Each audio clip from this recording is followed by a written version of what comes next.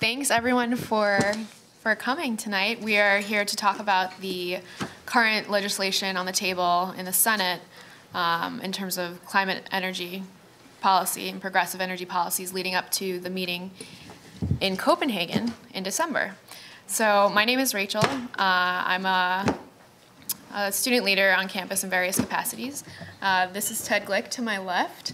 He is the policy director of the Chesapeake Climate Action Network, and this is John Clinton. He's a professor at the New School, and he's also a participant in the Solar Decathlon. So I'm going to leave it to them to talk a little bit about their backgrounds and sort of how they came to what they're doing today and their involvement in the environmental movement and the environmental issues that are facing us today. Can I go first? Sure. Now, does this work, or is this just for the guy up here? I think it works. It works? Okay.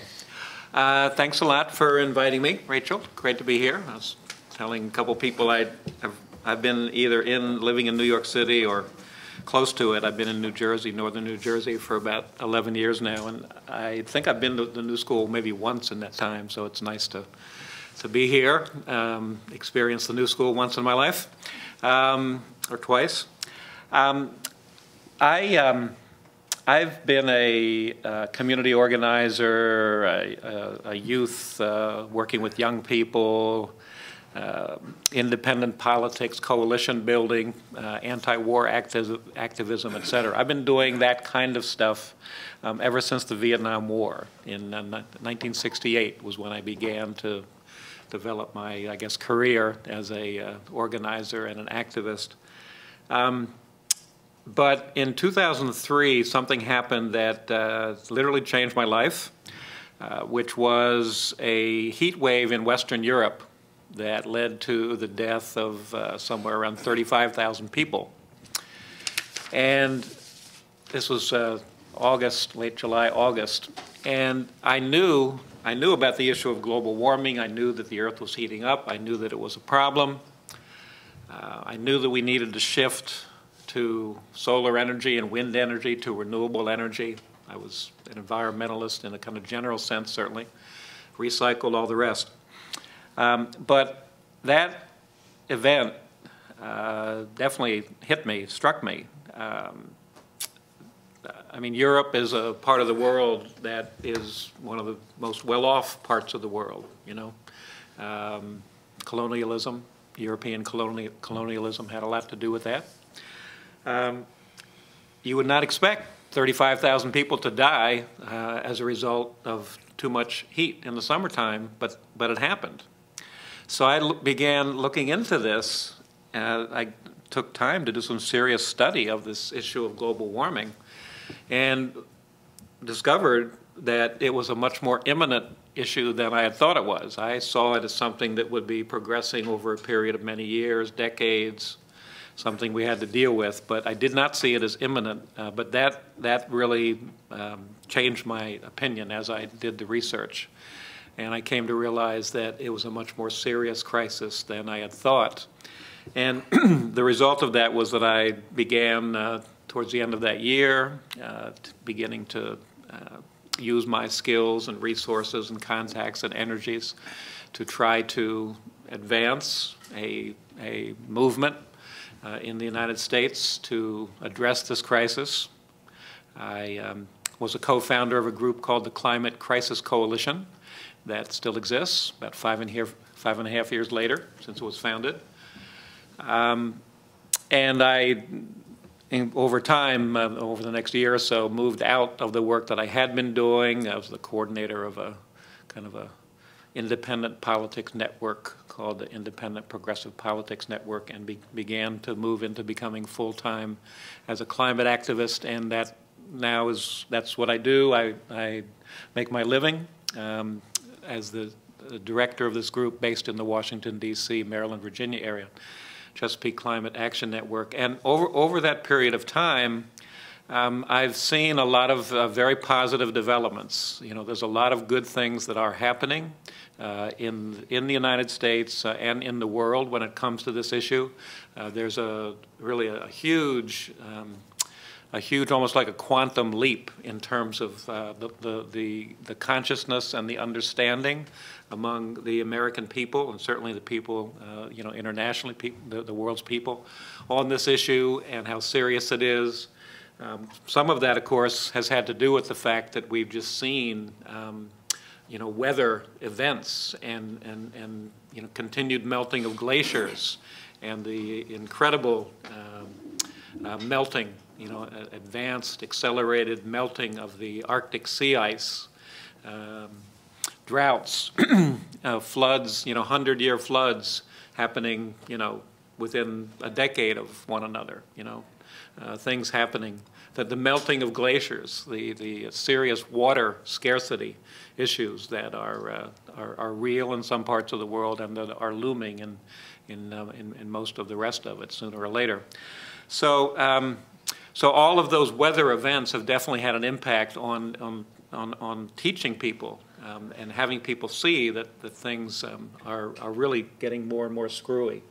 But it's also been the result of the work of, you know, people like myself and many, many, you know, tens of thousands, hundreds of thousands, certainly internationally, otherwise, you know, who have who have worked to educate people, to draw connections, to have people see how serious this is.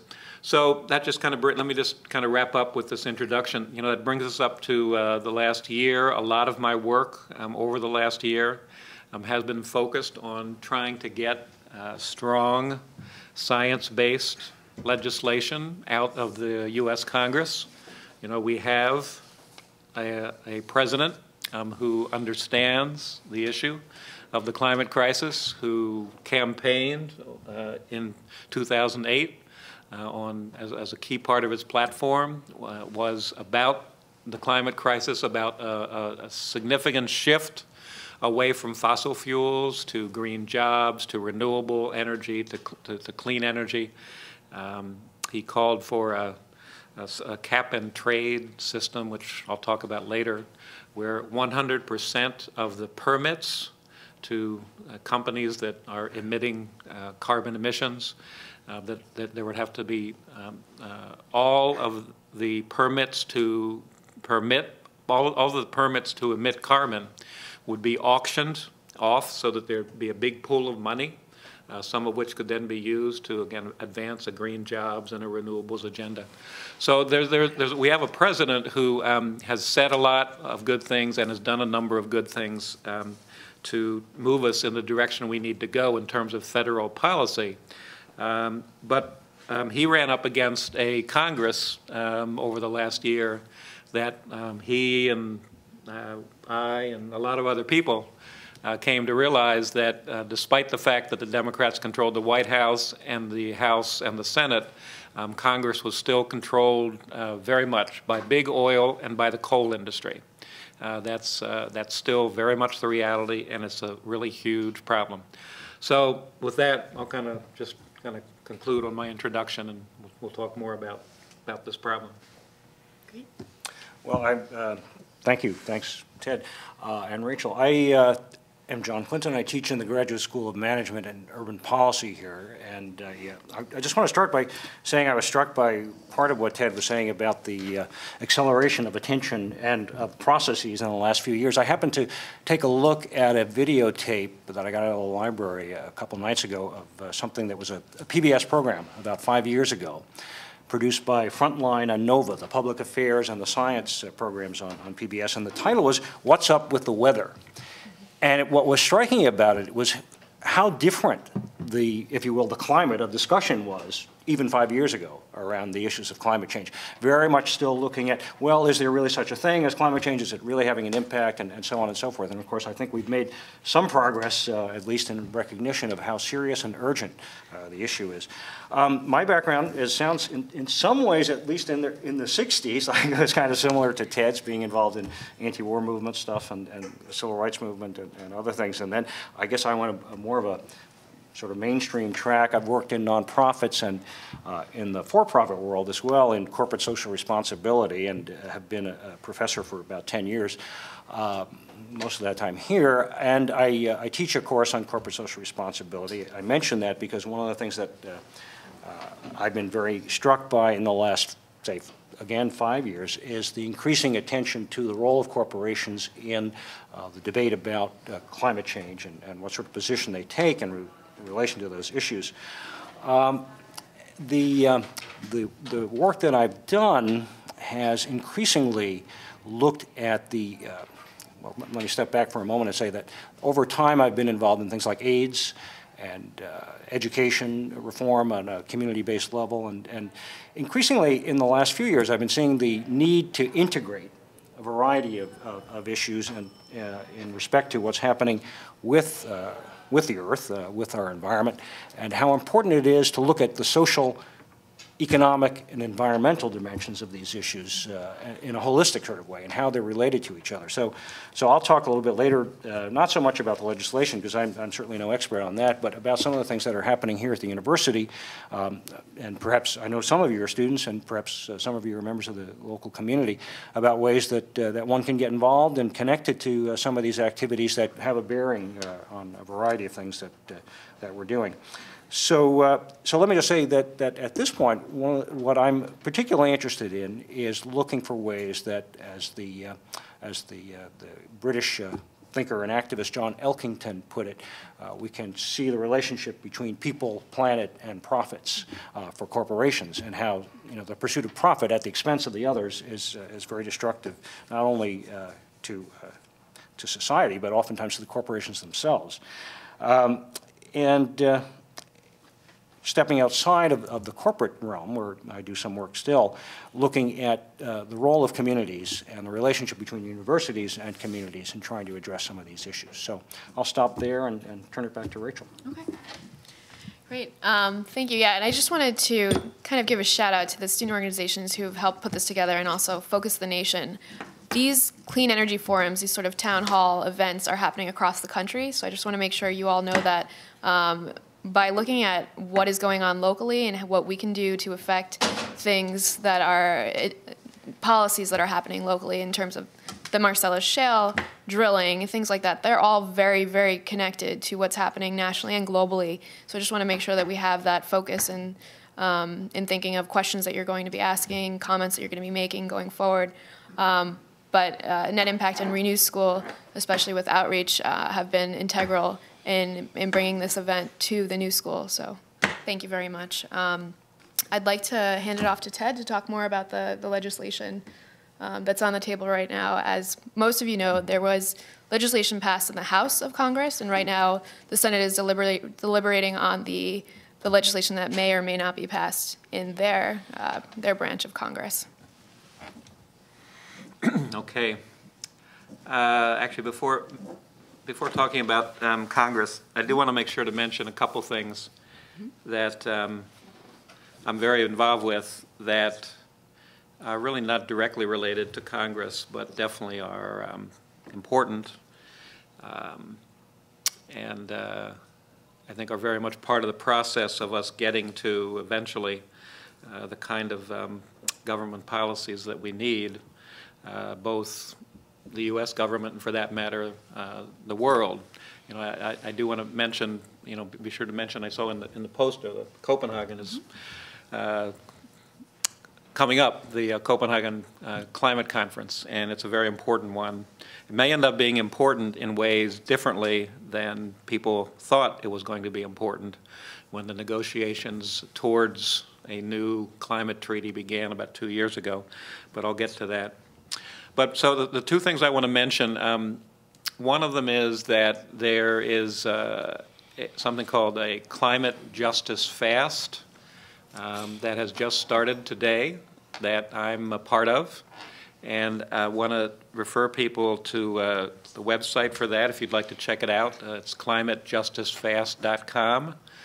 This was an initiative by young people in Australia that has grown. There's now about people from about 14 countries who are involved with it, and as the name, you might not be surprised to hear that it's a hunger strike. You know, it's a fast. It's a hunger strike, a climate hunger strike, and it began today on the last day of international negotiations taking place in Barcelona, Spain. And these are the last of the climate negotiations happening before the Copenhagen Climate Conference that starts on December 7th. There are, at this point, about 80 people in these 14 countries around the world who are fasting for various amounts of time. The core group there's about 8 people who are, I'm not one of them, but there's a core group of 8 people who are planning to not eat and to only drink water until the Copenhagen Conference and through it, meaning for about 42 days. It's a very serious fast, and it's being done because of the seriousness of the climate crisis and the fact that we have these international negotiations that are just barely moving, and there are really major problems in terms of the leadership, particularly of the industrialized countries, the United States in particular, as far as giving the leadership needed. So I just wanted to mention that, this climate justice fast. The other thing, and I'm on that fast. I started today with other people. I actually came from a vigil we had at the United Nations before this afternoon. And I'm not going to be fasting for 42 days on water only, but I am going to be fasting for 42 days, some combination of water only for the first 2 weeks, and liquids, and maybe going back onto water again during the Copenhagen Conference. So, I mean, I've learned from experience that these kinds of actions can be very valuable, very useful in getting people to think about issues they might not think about otherwise. And that's a lot of what we're trying to do, as well as trying to directly bring some pressure to bear on the world's leaders who are supposed to be leading us to a different clean energy future, but really are doing not a very good job so far.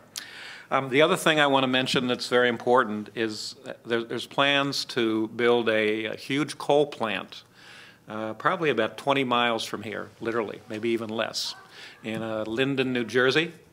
There's been some press coverage about it. I don't know if people have heard about it. There is a very small company called SCS, based in Boston, that is trying to buy land in Linden, right along the Arthur Kill, like a little stretch of water that comes out eventually into the ocean, to build a 750 megawatt coal plant, which is a pretty big one. And one of the things that is different about this coal plant is that if it would be built, their plan is to capture and sequester 90% of the carbon dioxide that would ordinarily be coming out of the smokestacks. And what they would do, if this plant is ever built, is to pressurize the carbon dioxide gas, turn it into a liquid, put it in 2 feet in circumference, in diameter, 2 feet in diameter pipes, and have pipes go 100 miles out into the ocean, and to put this liquid carbon dioxide underneath the ocean in what they say is a porous sandstone. And their plan is to put 10 million tons of liquefied carbon dioxide under the ocean every year for, I'm not sure how long actually, 30, 35, 40 years. And they say that this liquefied carbon dioxide will stay under the ocean forever. It's no big worry, trust us. It's a big problem. I could give a whole speech really just on this Linden coal plant, so I won't do that.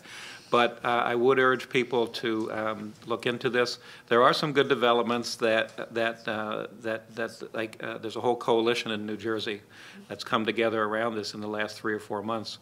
And we actually were successful in getting the city council in Linden just 2 weeks ago to vote against moving this forward. There was an effort made to have the council kind of approve a plan for this land to be sold to this company, and they voted that down 7-4. That was very good. It was definitely a setback for this coal company. And the other thing that some people may wonder about, But the newly elected governor in New Jersey came out against this coal plant during his campaign, which was surprising, but he did. Actually, 2 of the 3 candidates running for governor in New Jersey, Christie, who won, Chris Daggett, the independent, who didn't win, and then Corzine, those 2, Daggett and Christie, both came out against this coal plant. And Corzine basically waffled, and he refused to take a position. So the fact that both the newly elected governor and the Linden City Council are at this point against this coal plant is a good thing, but we don't have any illusions this is the end of it. So we are definitely intending to continue our work and organizing. The thing that, you know, this coal plant is being built in this area where within a 10-mile radius, there's about 2 million people who live there. And liquid carbon dioxide is not the same thing as carbon dioxide in the atmosphere. Liquid carbon dioxide is very dangerous. There was a natural thing that happened in Cameroon, in Africa, in 1986, where liquefied carbon dioxide kind of came up out of a lake. I don't really understand exactly how it happened, but it did happen. And 1,700 people were killed as this liquefied carbon dioxide just kind of spread out from this lake into the surrounding area. So it is not a benign substance, what they're planning to pump out into the ocean and put underneath the ocean supposedly forever. So let me move now into talking about Congress. And there's certainly a relationship, particularly with the coal plant, because let me just ask, how many people here know anything about the legislation that was passed in the House of Representatives about 6 months ago, the climate legislation? Anybody? One per couple people, a few people. Okay, all right. Hey, I'm not being critical. I'm just asking. You know, legislation is not exactly an exciting thing to follow, so I'm just trying to get an idea. So there was legislation that was passed. It's the American Clean Energy and Security Act, it was called. This was something that, again, President Obama very much, strongly supported as the whole process was begun, really soon after the November election a year ago, within one of the key committees in the House, the Energy and Commerce Committee, to begin putting legislation together. It was passed at the end of June. I want to be very objective in terms of what I think about it. What was good about it was that it was the first time that a piece of kind of comprehensive legislation to try to shift the U.S. from fossil fuels to renewable energy and to much more serious energy efficiency, as well as some other things that aren't so good, like carbon sequestration and nuclear power. But it was the first time that a kind of a comprehensive bill to try to shift our energy policy away from fossil fuels, what was passed by either the House or the Senate. That was a good thing. There are a number of positive things in the legislation, particularly when it comes to energy efficiency, in terms of mandating and giving support to a whole variety of efforts in terms of weatherization of homes, insulation of homes, some support to Detroit in terms of shifting to electric vehicles and plug-in hybrids, some support certainly for renewables. There was a cap on carbon emissions that's part of the legislation. Within the next decade, by 2020, under this legislation, overall carbon emissions would come down, if everything worked as they say it will, by 17%. And it's certainly a good thing that carbon emissions would be coming down rather than continuing to go up, which has been the reality for a long, long time. That's the problem. Over a much longer period of time, this legislation projects that carbon emissions in the United States would come down. I think it's about 83% compared to 2005 levels. Those are some of the, the good things about it. The problems with it are many, though. One of them is that as far as the target, the 17% reductions in carbon emissions, that's not very much, that's not very much at all given the gravity of the climate crisis and how serious it is. When you have when there's a realistic possibility, there are scientists who've been studying the Arctic for a long time. It's their life's work, who are predicting that there could be within 5 years, by 2015, maybe a little longer than that, there could be periods of time during the summer when there was zero Arctic sea ice. Zero. None. This is like incredible, right? 5 years from now, that could happen. There's been this incredible acceleration of the process of ice melt of the Arctic, as well as ice elsewhere around the world.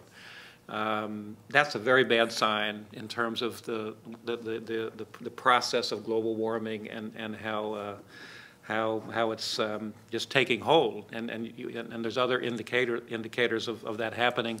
The amount of carbon dioxide in the atmosphere annually, it keeps going up. In the 1950s, there would be about a 1/2 of a part per million increase in carbon dioxide each year. It's now up to between 2 to 2.5 parts per million. In other words, in about 50 years, there's been a 400 to 500% increase in the rate of carbon emissions going up into the atmosphere. So with that as the reality, the possibility of us passing tipping points, points at which it will be very difficult for us to kind of get back to kind of more or less where we are now in terms of the ecological system, kind of the base upon which we've built our civilization. We need to be, the cuts need to be much, much deeper than 17% below 2005 levels over the next 10 years. The scientists are saying, the ones who really have been studying this, and not just the scientists, even some of the international climate negotiators are saying that we need more like 40 to 45% cuts compared to 2005 levels within the next 10 years, at a minimum. That's at a minimum. Usually the baseline year that's used is 1990, and what again, climate scientists and international climate negotiators, many of them are saying is we need something like 30% to 40% or maybe more of reductions below 1990 levels. So given that, again, this bill that's in the House is very weak when it comes to its projections of the reductions of emissions. Another problem with it is that it may be very difficult for even that weak limit to be met because of offsets. Does anybody know what offsets are? Climate offsets? I see a number of people nodding their heads. Right, people know. Offsets are okay when it's like personally, you're like buying an offset to kind of make up for, flying across the country and, there's like carbon emissions that come from that, so you try to offset that. I have no problem with that. I think that's a good thing. It can help to generate funds that can go into renewable energy or energy efficiency projects or tree planting or things that are good for the environment. That's fine, but when you have the problem with offsets with government programs, and we've seen this with the Kyoto Protocol, the international treaty, and we've also seen it with a program that the European Union has. Offsets are very difficult to verify, and they're very difficult to quantify.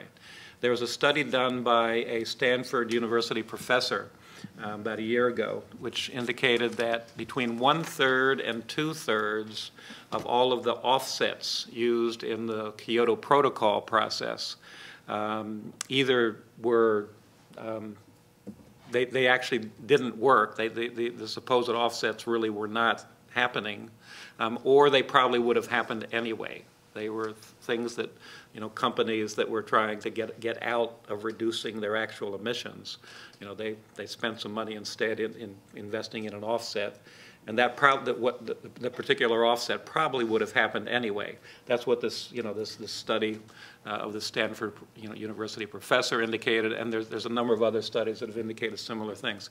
So offsets can be really, really problematic, and there's a huge number of them in this bill in the House, like about 2 billion tons worth of offsets, which is equivalent to about 27% of the total amount of carbon emissions each year put out by the United States. It's about 7.3 billion tons per year of carbon emissions, and this House bill allows for 2 billion tons of those to be offset. So that's a big problem. There's the fact that this bill allows new coal plants, and coal is the dirtiest of the fossil fuels. We have to get off coal as quickly as we can. This bill allows new coal plants to be built up until 2020 without the need for any sequestration of any carbon emissions. I mean, carbon sequestrations, there's real problems with that in general. But still, the fact that new coal plants can be built and just be emitting carbon without any sequestration all the way through 2020 really is not a good thing. What else? I mentioned earlier about how when President Obama was running for office, he called for a policy where 100% of the permits to emit carbon, under a cap and trade system, and that's what this legislation is about. Setting a cap, keeps going down over time, ratchet down the carbon emissions as a result, and allowing trading of the emissions permits. That's where obviously the trade part comes in. Obama projected that all of the permits to emit carbon should be sold to any of the qualifying polluters, the corporate polluters, the coal industry, the oil refineries. The auction should be sold, and there would be literally tens of billions of dollars every year. Once the program really began to kick in and as the cap kept coming down, there could be like 100 billion or more each year of revenue coming in from the sales of these permits. Some of that money, what Obama proposed during his campaign was that most of that money, like about 80%, 85%, would then be returned to taxpayers, to consumers, to help people deal with the increase in costs for anything that had fossil fuels in it as a result of this auction, of this policy. And the other 20% or so would be used for green jobs, clean energy, renewables, energy efficiency, and so on. Well, in the bill passed by the House, 15% of the permits are auctioned. 85% of them are given free for 15 years to oil and coal and other industrial polluters. It's just an astounding thing. That's the power of the coal lobby and the big oil. Is actually really more coal. Oil has a lot more influence within the Republican Party. Coal has a lot of influence actually within both parties. And a lot of coal state Democrats in the House of Representatives use their influence to enact these policies where there's all these free permits given away to corporate polluters, companies that for decades have been polluting the skies. There's mercury and sulfur and particulates and all the rest of it, as well as carbon dioxide coming out of smokestacks. And there's been some regulation that has been enacted to clean up some of that, but there's still a lot that's come out. There's been no cost really, by and large, associated with those practices, and that's going to be allowed to continue essentially. That there's no cost. You don't have to pay to pollute. You get free permits to keep polluting for 15 years. So those are a lot of the main problems with this House bill. It's just not the kind of legislation that we really need. The Senate bill, and this will be much briefer, and then I'll kind of finish. The Senate bill took what happened in the House, the Environment and Public Works Committee, which is chaired by Senator Barbara Boxer from California, who's definitely an environmentalist and has been for a long time. She's been one of the leaders in the Senate in terms of environmental issues. They took this House bill and did some work with it. There's some changes, some of them positive, some of them not so positive. The main positive changes are there is a slight increase in the target for reducing carbon emissions by 2020. In the House, it was 17% compared to 2005 levels. In the Senate bill, it's 20%, so there's a slight increase there. The much more significant difference is that, and I didn't mention this as far as the House bill. In the House bill takes away the power of the Environmental Protection Agency to regulate greenhouse gas emissions from coal plants and other stationary sources of carbon emissions. There was a court case that was decided in 2007 by the Supreme Court. There was a whole challenge to whether or not carbon dioxide and greenhouse gases could be classified as a pollutant that the EPA had the power to regulate. And the good guys won in that court case in 2007, and the EPA was given that power to regulate carbon emissions.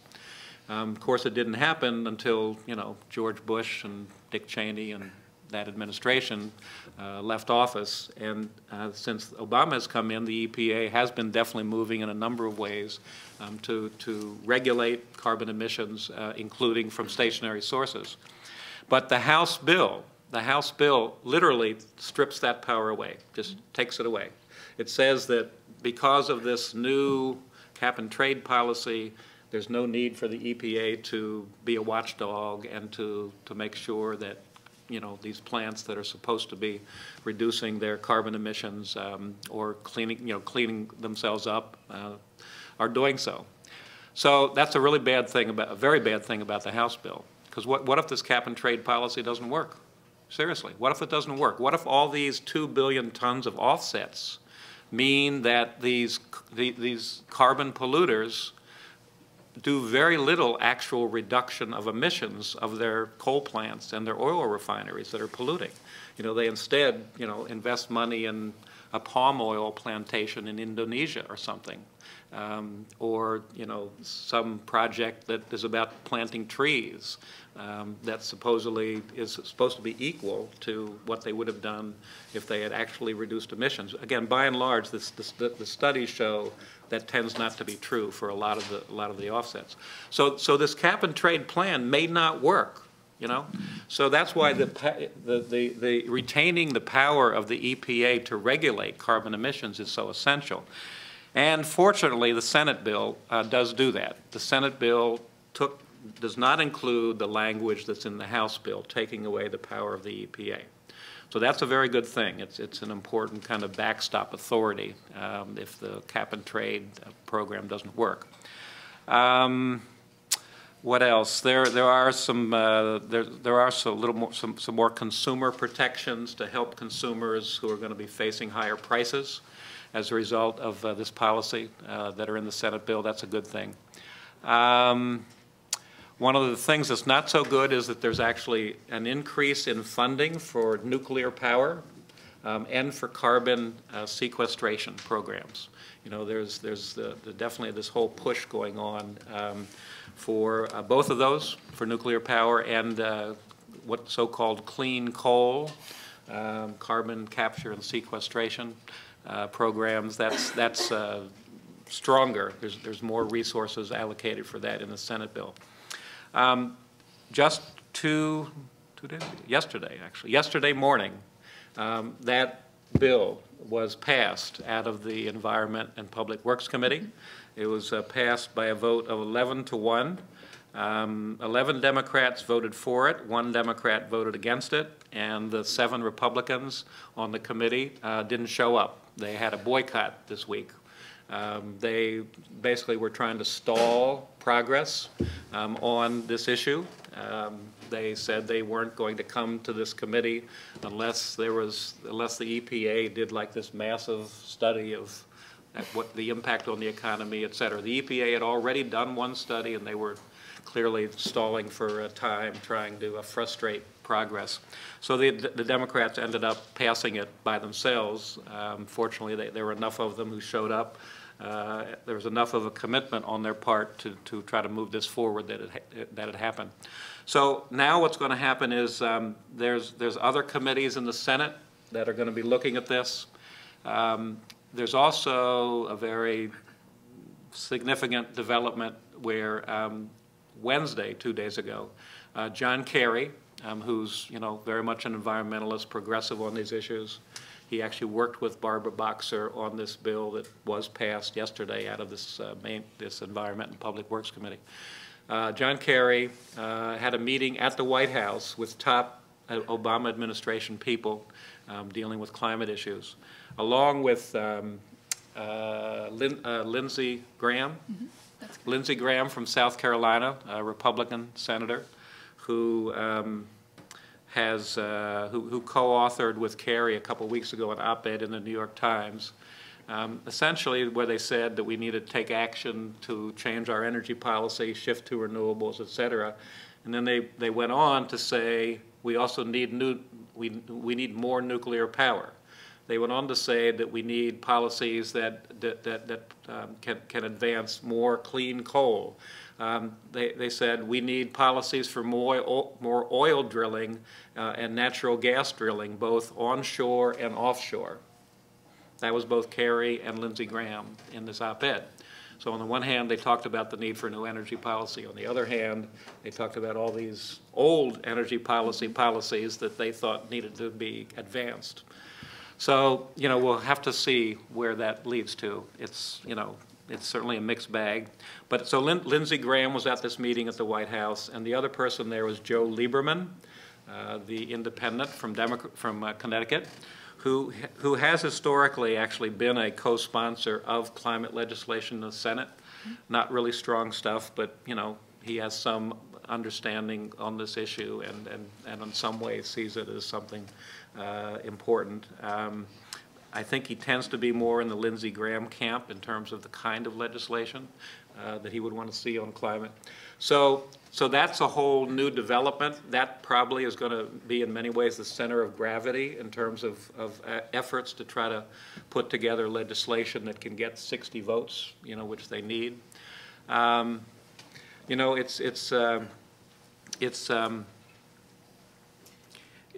Senate, the House was hard enough with these coal state Democrats who were using all their influence and power successfully, to weaken the bill there. And it's even harder in the Senate, where you have this problem of the filibuster and the need for 60 votes. It's hard to say how much we can expect to get out of this process. I really, and there's a whole other question about whether there are better alternatives than a cap and trade system. Some people think that a carbon tax, a straight carbon tax, would be much more effective. There's a variation of that called cap and dividend, where you set a cap, you auction 100% of the permits, like Obama wanted, and then you return most of the money. This is, again, it's pretty much Obama's plan during his campaign. Most of the money to individuals, to consumers, taxpayers, people who have to pay their energy bills, to help them deal with this transition period where fossil fuel costs are going to go up if you're selling all the permits. And then you also use some of the money, from this cap and 100% auction. You use it for, some good programs. A lot of us think that's a much better system than this cap and trade legislation that came out of the House and that's being working in the Senate. So, that's kind of where things stand. We can talk more, but that's concisely as I could an overview. Wonderful. Thank you. And I guess I just want to highlight a couple of pieces of what you said. It was really telling when you asked people to raise their hands how many people knew about the legislation. I personally was also organizing around anti-war and environmental issues. That's how I met Ted Glick. I just organized with some people locally in my hometown, and then it sprouted into this statewide climate march. I know we had Bill McKibben come to the New School to speak about the larger international movement, and that really started with people locally realizing that protesting is one thing, but being knowledgeable about legislation and advocating for legislation is actually where we are the most powerful. So I'd like to encourage students to get involved with Renew School on this. I know they're starting to put together some sort of lobbying strategy locally as well as nationally and internationally. But to be knowledgeable about that, that's really where your power is. You're so connected to students nationwide, internationally, who are working on things locally. For us, yes, Marcellus Shale is one big piece of it. So when Ted talked about the CCS proposition in Linden, New Jersey, that's what affects us. We live in northern New Jersey, so those things are what we're going to coalesce around. But for you, Marcellus Shale, that's something you should all be coalescing around. And the number one thing, I took a class called Advocacy and Government Relations last year. It's being offered again this year. It's being taught by the lobbyist of our school, the New School. His name is Norman Adler, and he taught us the number one thing that public officials want is to be elected, and the number two thing, and the only other thing, is to be reelected. You really need to know that you have the power in your hands to make sure that these public officials act in your best interests. So I hope that you take out of what Ted said, these policies that are really not conducive to what our generation needs, what future generations will need, and what we want, and what's best for us. You really have the power to influence those pieces of policy, and I hope that you'll be interested in being active on those. And without further ado, I think we have Glenn from Senator Gillibrand's office who's going to make a statement. If you could come up and speak here, and then we're going to open it up to a question and answer session. So this is your representatives speaking on these issues. Representative Square or something.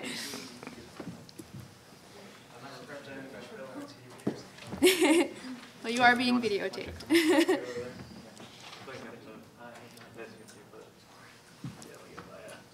Wonderful. Hi. How are you doing? Well, great. Hey, Glenn Kaplan. John. Nice to meet you. Hello.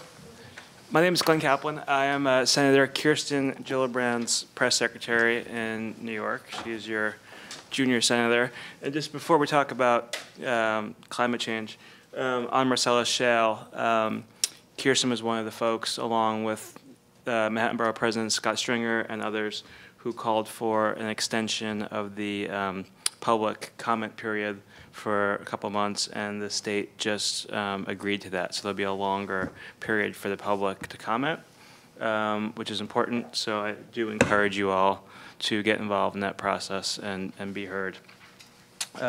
So I'm just going to read a statement from the senator. She is in Washington tonight, so she unfortunately can't be here. And she says, I wish I could be with you in person tonight to discuss the urgent need for action in combating global climate change. While the challenge of global climate change is great, the cost of inaction is far greater.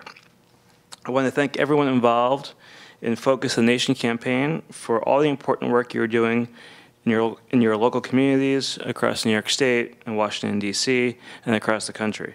Your efforts to raise awareness about global climate change and the pressing need for climate action is essential to our efforts in Congress in passing the Clean Energy Jobs and America Power Act that Ted so ably recapped for you all.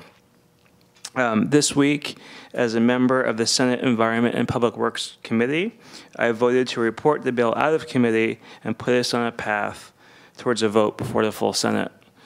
This comprehensive clean energy and climate change legislation will lead to long-term economic prosperity, energy security, and the protection of our environment for generations to come. Everybody still awake, or have I put anyone to sleep yet? While my work in the Environment and Public Works Committee may be complete, there is still a long road ahead of us. In the weeks and months ahead, I will need each and every one of you to continue to speak out for climate action. Only by working together can we take the steps necessary to finally reduce our dependence on coal-fired power plants and create green jobs in the process. Call your friends and family in other states and make sure their senators know why passing strong, science-based climate change legislation is so important to America's future. Why preserving Clean Air Act authority over the oldest, dirtiest coal plants is so critical to our efforts to protect the health and well-being of our communities and move our nation forward on a path to achieving energy independence. We all still awake now? And just to follow what Rachel said, members of Congress do care what you have to say. Nothing impacts members of Congress more than the mail they receive, the phone calls they receive, the emails they receive. I will tell you that I've worked for 2 members of Congress. They get a recap every week, how many phone calls they got, on what issue, for, against. It sounds like a bunch of BS, but it's not. It does matter. Speak up, make your voice heard, encourage your friends to do so, particularly in states where senators have not spoken out in favor of climate change. So the last thing I'll say is just some information. As a member of both the Senate Environment and Public Works Committee and the Green Jobs and New Economy Subcommittee, Senator Gillibrand has been a leading advocate on critical issues from protecting clean air and water to reversing the effects of climate change. Senator Gillibrand strongly believes that investments in energy-efficient technology and renewable sources of energy here at home will help create American jobs, protect the environment, and make the U.S. safer for generations to come. I think that's what I got. Thank you. Thank you. Thank you all very much, and thank you guys for being here. Wonderful. Thank you. Yeah, you're welcome. Okay, so now we're going to open it up for a question and answer session. If you could, please line up just for the video's purposes and speak your question into the microphone, and keep it to 1 to 2 minutes, just so everybody's respectful of everyone's time and everyone can get a chance to ask a question or make a comment.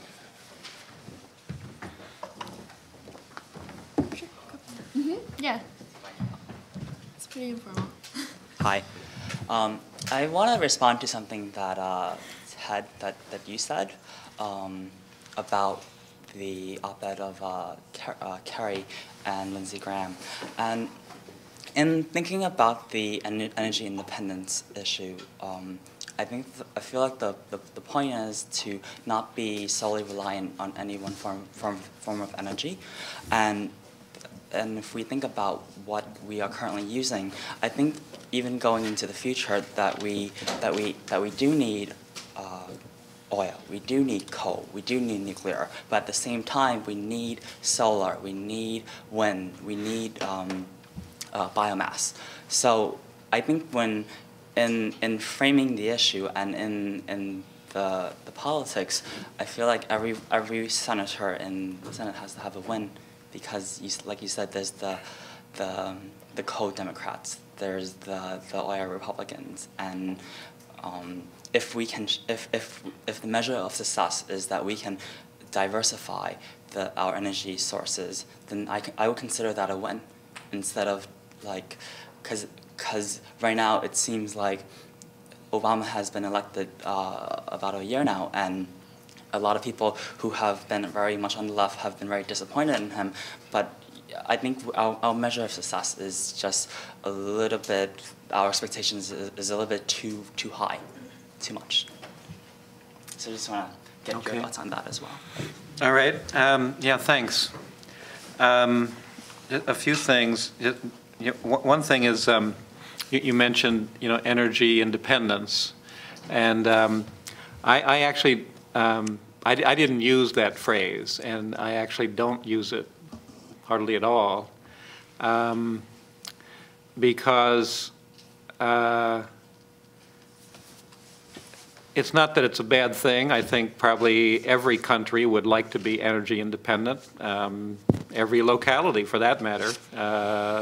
We'd have a better energy system if, instead of everything being centralized, where you had these huge power plants that you were dependent upon for your energy, if we had solar panels on roofs of houses and small wind farms in communities, so that local communities were actually energy independent. So So actually, that is a positive thing. You know, to the extent to which individuals, local communities, and countries, for that matter, are much more energy independent and not dependent upon getting energy from another country somewhere else where they have less control over it. That is a good thing. But to me, the key thing really is this growing and deepening climate crisis, which is extremely urgent and extremely immediate, and that's I think maybe where I would have differences with you, because if you agree that the crisis we're in is serious, deep, and getting deeper, and that we literally are running up against these potential tipping points, where there will be so much carbon in the atmosphere, so many changes taking place within our environment, you know, our ecological system, that instead of it's like runaway climate change. There's like almost nothing we can do about it. We may be at one of those tipping points right now. We may have even passed one of them, literally. We might have. It's possible with the Arctic sea ice in particular, that's going to lead to so many negative, terrible things that it may be impossible for us to draw back from just, you know, catastrophic climate change. We may have already passed that. We really don't know. I don't think we have. You know, the climate scientists, particularly James Hansen, who's one of the best in the world, he doesn't think we've done that. He thinks we do have time. But to me, if that's the key thing, then we just have we can't be shoveling more and more money into coal, you know, and into more oil and more natural gas. We have to be putting our resources into a rapid shift to a renewable energy-based economy. There was a study that just came out in Scientific American. People should check this out. The latest issue of Scientific American. It's like on the front page of the Scientific American. It's highlighted. There are a couple of people who have really investigated this. You know, I think they're both from maybe Stanford University. They believe that it's possible for the entire world economy to be completely renewable-based within 20 years, by 2030. If there's a political commitment for it to happen, that it can happen. And that's what should happen. You know, that should be what we should be about. So, you know, it is a reality that the U.S. Congress being what it is, that it may be very difficult anytime in the next year or two, certainly, to get that kind of a program. In fact, that isn't going to happen. But we have to minimize, you know, putting these major investments into things that just aren't the solution. They're just not the solution when it comes to serious climate change. I wanted to just respond as well, Kevin, in respect to what is oftentimes posed as a false dichotomy between jobs and energy efficiency, and Glenn referred to a little bit in terms of the Senator's position on this. It was a little frustrating to see that Senator Schumer has recently come out against a wind turbine project because of the lack of creation, in his mind, of sufficient jobs in the U.S. I think we need to be creating those jobs, but we can't look at those issues separately. We need to see how they're connected, and a lot of that really comes down, as you suggested, Ted, to political will. A couple of weeks ago, Gordon Brown, the Prime Minister of the UK, used language about global climate change that I would have expected to see in the movie The Day the Earth Stood Still. He said, if we don't get things done in the next 50 days leading up to Copenhagen, the fate of the Earth is in the balance. And that's pretty strong language. It's a lot stronger than what we've heard on this side of the Atlantic. And we're seeing a lot greater action by most of the EU countries in terms of the percentages that they're willing to talk about. And I think we're just not there yet as far as that political will. And that's where change from community levels, from universities, from activists like yourself are so important. So I have a more general question, sort of more of a at a local level. Us as students, business owners, homeowners, we all know that to reduce our carbon footprint, we should all go green. I mean, we all know what to do. Now, we also know that there are some obstacles that prevent us from doing this.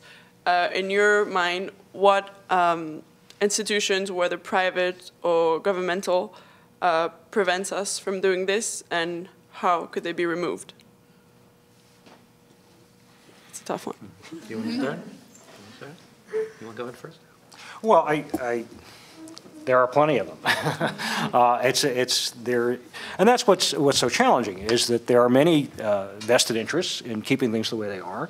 What we need to do is look at those who have an interest in change and creating alliances that may be unusual in some ways. We need to think more creatively about some of the types of collaboration that can bring together parties that may have few things apparently in common, but given the nature of the threat that Ted has been talking about, can discover ways to work together and to create some change. Here at the university, I think what has been encouraging is the work that has been done by students at Renew School, and I know, Helene, you're involved in leadership in that area, and Rachel and others in respect to net impact. Well, I won't go into too much detail about what we're doing here, but let me maybe turn it over to Ted to talk more about that. But then I'd like to say a little bit about how we're trying to address some of those issues here at the New School. Yeah, well, I mean, clearly we're one of the huge difficulties is just we're trying to get out of just a model as far as energy and how we get it that goes back many, many decades. That is, centralized, corporate, dirty, right? I mean, that's clearly, a major obstacle in terms of going green. There's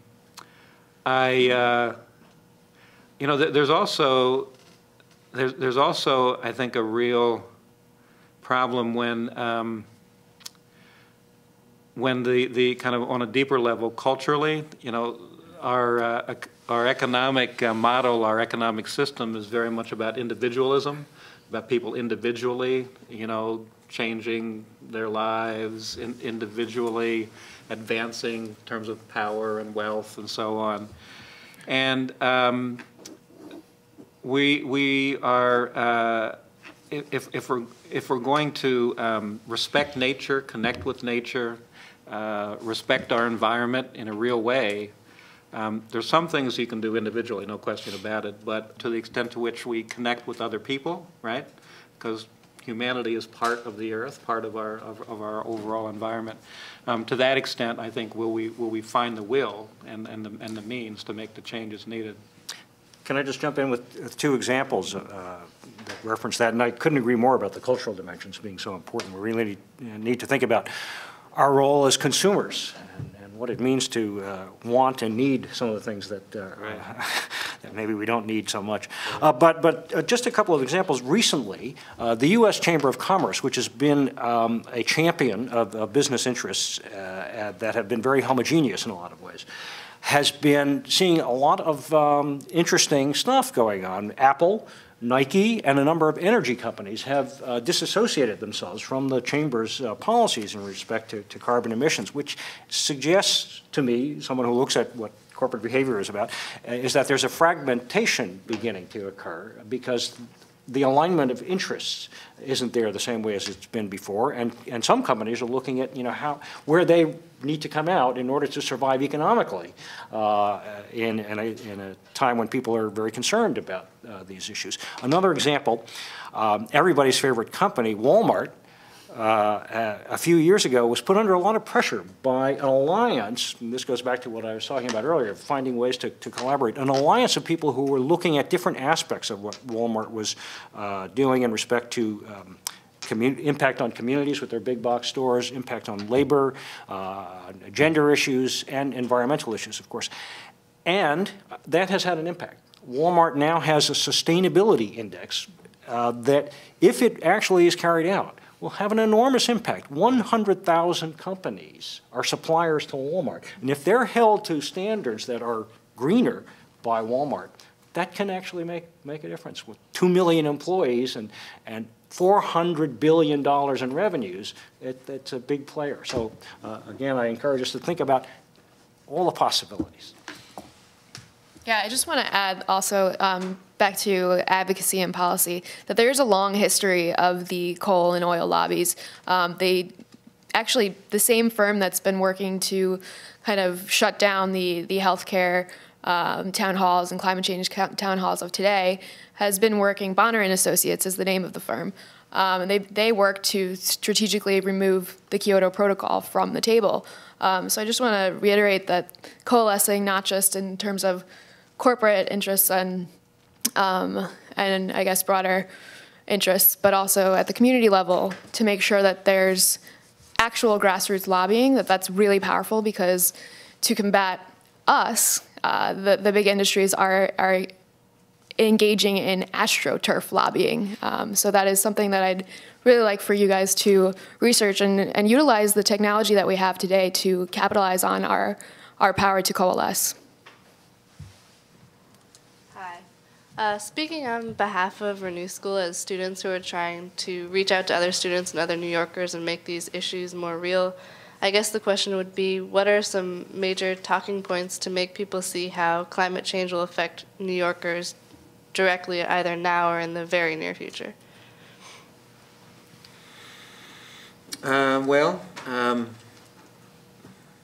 Sea level rise is certainly one of them, right? I mean, the ocean's right around, you know, Manhattan. I don't have the statistics. I don't know if anyone else does in terms of what where the Manhattan is, but I'm sure there are parts of Manhattan that are really threatened by sea level rise soon, right? If things continue as they are. I mean, that's certainly one connection. I mean, there's certainly there's always kind of the general, the green jobs, the issue that a much more green economy, you know, is a way to, you know, for job creation. That's certainly one of them.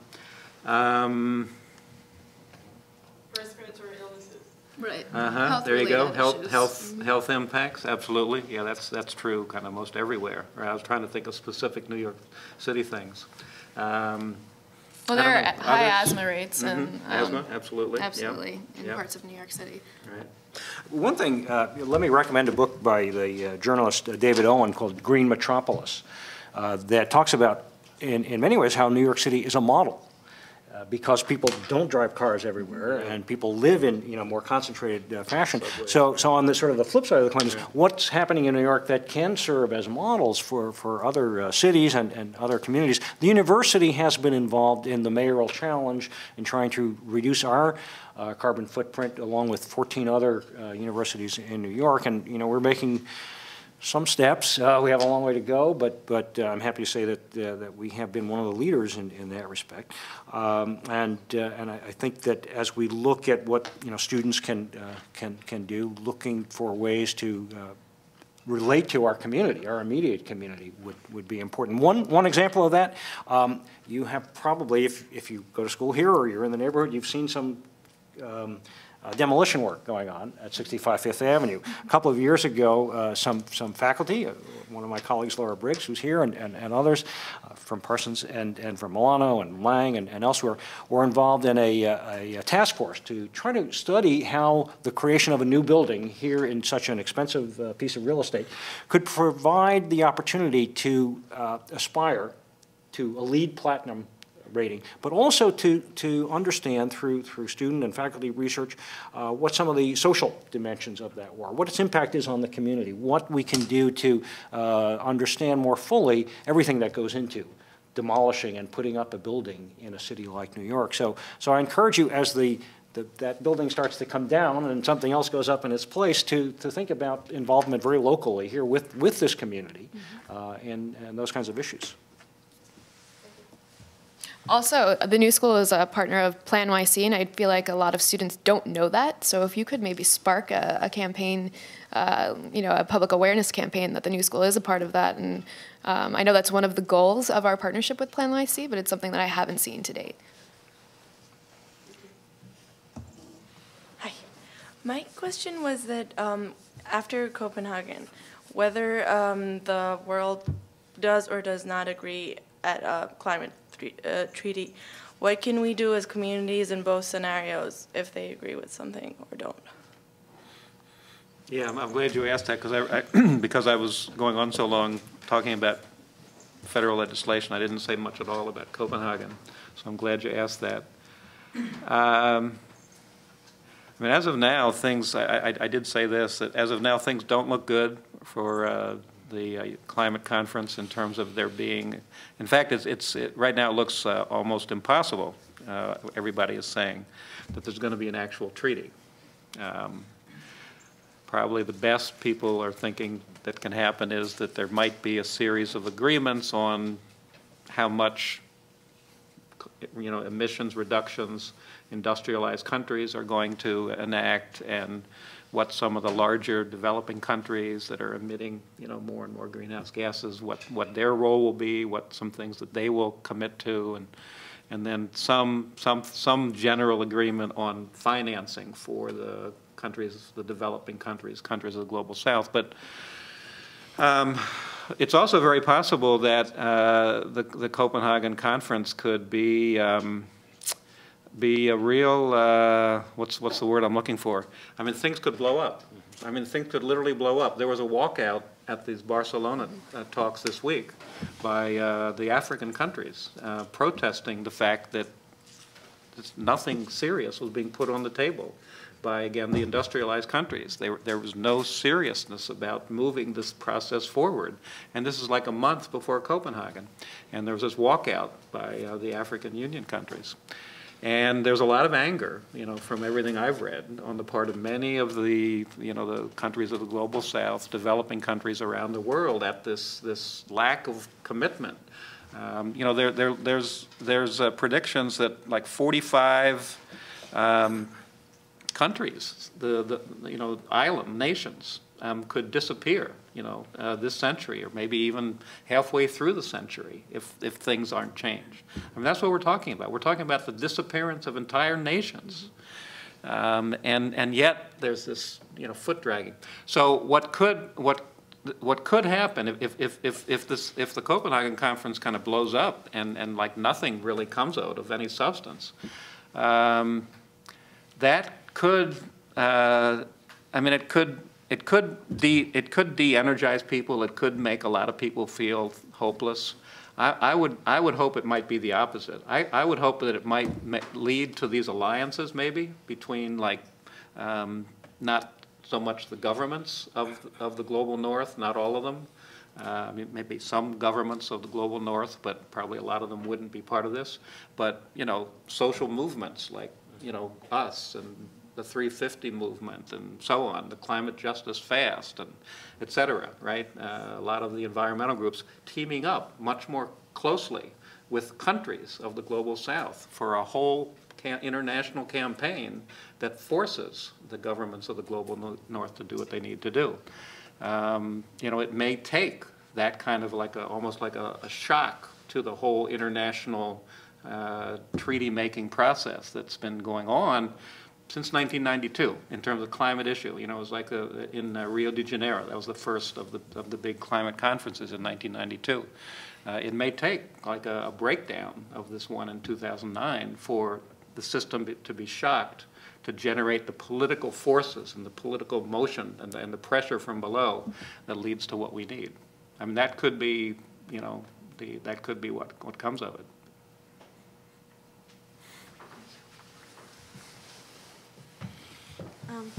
A question also relating to the Copenhagen talks.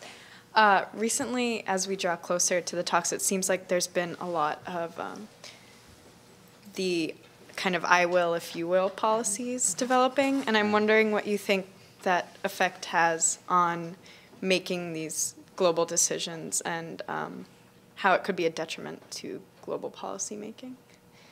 Well, I think it is a detriment. I mean, the problem is that as John said, there is some leadership. The European Union, they've said that they would support a 30% reduction from 1990 levels of carbon emissions by industrialized countries if other countries were willing to go along with that.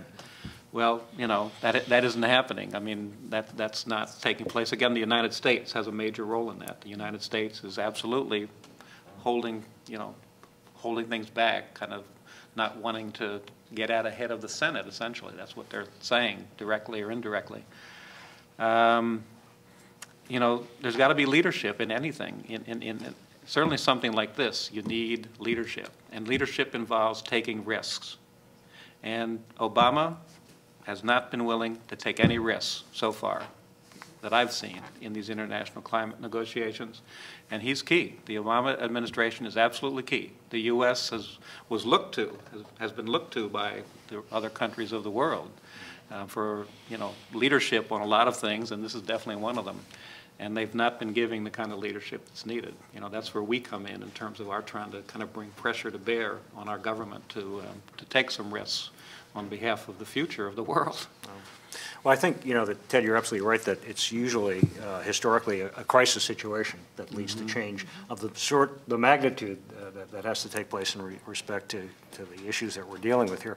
And so Copenhagen, in conjunction with things like the election in New Jersey and in Virginia, may be sufficient impetus to begin to encourage the administration to act more boldly and to speak to the kinds of issues that they were speaking to in the campaign before the administration took office. I'm hopeful that if Copenhagen, as you suggest, doesn't go the right way, it may lead to activities that will point us in the right direction. I think before this next question, if I can just say something about the Solar Decathlon that is happening here at the New School. I know that some of you are involved. Helene is in a course, and Laura Briggs, who's on the faculty at Parsons, is the leader of that project, teaching the current course on it. And please, Laura, do speak to anything I leave out. But I just quickly want to say that I just got involved a few weeks ago in the project, which is one that is sponsored by the U.S. Department of Energy and the National Renewable Energy Lab, to design and build a house that is net zero in the sense that it will use no more energy than it generates through solar power, and perhaps generate even more energy than that in order to power an electric car and so forth. Laura has been the leader on this, and I've just gotten involved, as I said, recently in order to engage faculty and students from Milano, which is the School of Management and Urban Policy, and bring to bear what students are interested in and what faculties are expert in, to try to address this in a, as I was saying at the very beginning of the evening, a holistic sort of way, or a whole life approach that addresses the social and community issues as well as the energy issues. How is it, how are they connected? When you create such a house, how do you make it affordable? How do you make it affordable to people in communities of need so that we can bring to scale these kinds of efforts? So if you're interested in any way in this, I encourage you to get in touch with some of your fellow students here, or contact me or Laura Briggs. Laura, do you want to add anything? I would add just one thing, which is it already is an incredible experience, and I think it's partially because of this notion of alliance that you are talking about. What's been interesting is the ability for the group to work both in focused ways in relation to the knowledge that each individual has, but also in stepping back and working in very interdisciplinary ways that brings a different perspective onto the project. So it's been really fascinating, and it's a real, I think for all of us, it's not just a design problem, it is an action, and that's kind of amazing. It's going to be hard. There's going to be a lot of battles. Exactly. Okay, final question. Oh, man. Let's see. There's kind of a couple of them. I'll go with the, if you could just expand onto why giving away the actual permits to pollute is so bad. I mean, if you're talking about a cap, like why is it, and I guess it's a pointed question because I know the answer, but I wanted you to talk about it. What have we learned from Europe in that sense? Okay. Well, in general, one of, I mean, I think increasingly, actually, probably the most important way to speed up this transition that we have to make from fossil fuels to renewables and efficiency to a clean energy economy is that we have to put a price on carbon, you know? That if you burn carbon, you have to pay a price to burn carbon. So, you know, when you give away permits for free, where's the price? I mean, there's no price. In fact, what's going to happen is these companies are going to get these permits for free, and then they're going to sell them in this carbon market that's being set up, like Wall Street, right? You know, there's going to be this buying and trading and selling on a carbon market, and these companies will actually be making money from selling the permits they get for free. Mm-hmm. It's like the opposite of what needs to happen. Instead of making carbon more expensive, it's going to help the carbon, you know, polluting industries to get some resources. Now, there is the cap, right? That's the thing that, you know, everybody who is supportive of this approach keeps saying. But there's a cap. And that's true. And the cap will have some impact on forcing, you know, the carbon polluting industries to begin reducing their carbon, maybe shifting, say, from coal to natural gas in some cases. Some of them might shift to nuclear power, especially if they're getting huge subsidies from the government to do so, which is a whole other issue. You know, they may do some things in terms of being more energy efficient. So there will be some things that I'm sure that will happen.